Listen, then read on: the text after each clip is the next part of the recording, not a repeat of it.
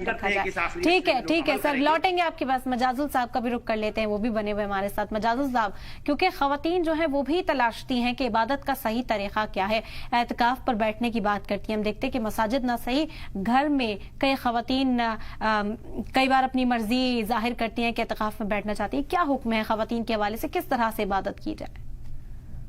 जी बहन, असल में कुरान जो है वो ये कहता है कि कुरान के औरतों को या मर्दों को एहतिकाफ जो है वो मस्जिद में करना चाहिए।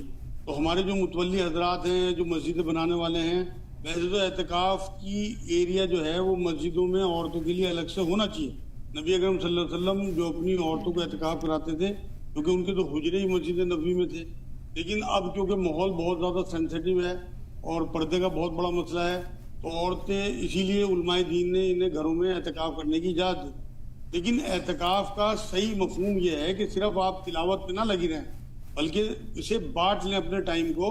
जो दुआएं मनकूल हैं और हज़रत आयशा रज़ियल्लाहु ताला अन्हा की ज़िंदगी पढ़ें तो वो एहतिकाफ किस तरह काटती थी। असल में वो लोग तो कुरान के आलिम भी थे और हामिल भी थे। तो हम क्योंकि सिर्फ कुरान का जो है वो तिलावत करते रहते हैं रट्टू तोतों की तरह से, ये अल्लाह को पसंद नहीं है बात। अल्लाह कुरान में बार बार कहता है कि मेरे जो असल बंदे हैं वो अंधे बैरों की तरह मेरी आयतों पे नहीं घुरते। सूरह फुरकान की आयत है।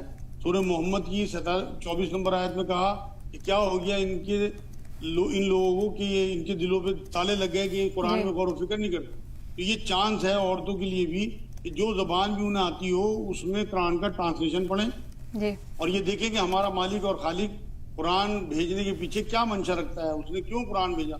आप यकीन करें, पढ़ती भी चली जाएंगी ना तो अल्लाह बहुत कुछ समझा देगा। और अगली बार में इंशाल्लाह निशान लगा लें जो चीज़ समझ में आपने किसी जानने वाले उलमाए दीन से, या बहुत तफसीरें अब तो नेट पे पड़ी हुई हैं, उससे चेक कर लें। लेकिन इस रमज़ान में अगर जो लोग एहतिकाफ में बैठ रहे हैं, तिलावत कम करें अल्लाह के वास्ते, लेकिन तर्जुमा ज़्यादा पढ़ें।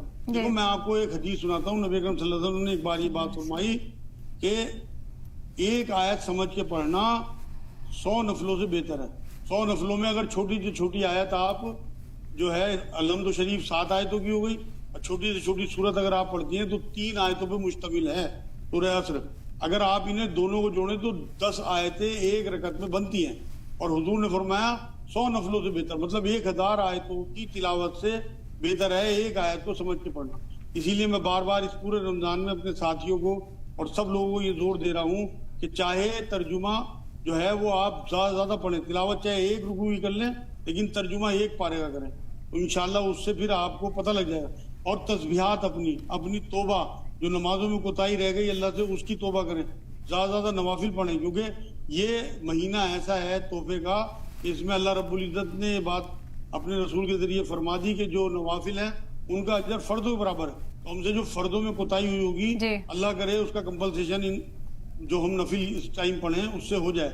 मैं तो यही दुआ करता हूँ, खुद भी यही कोशिश करता हूँ।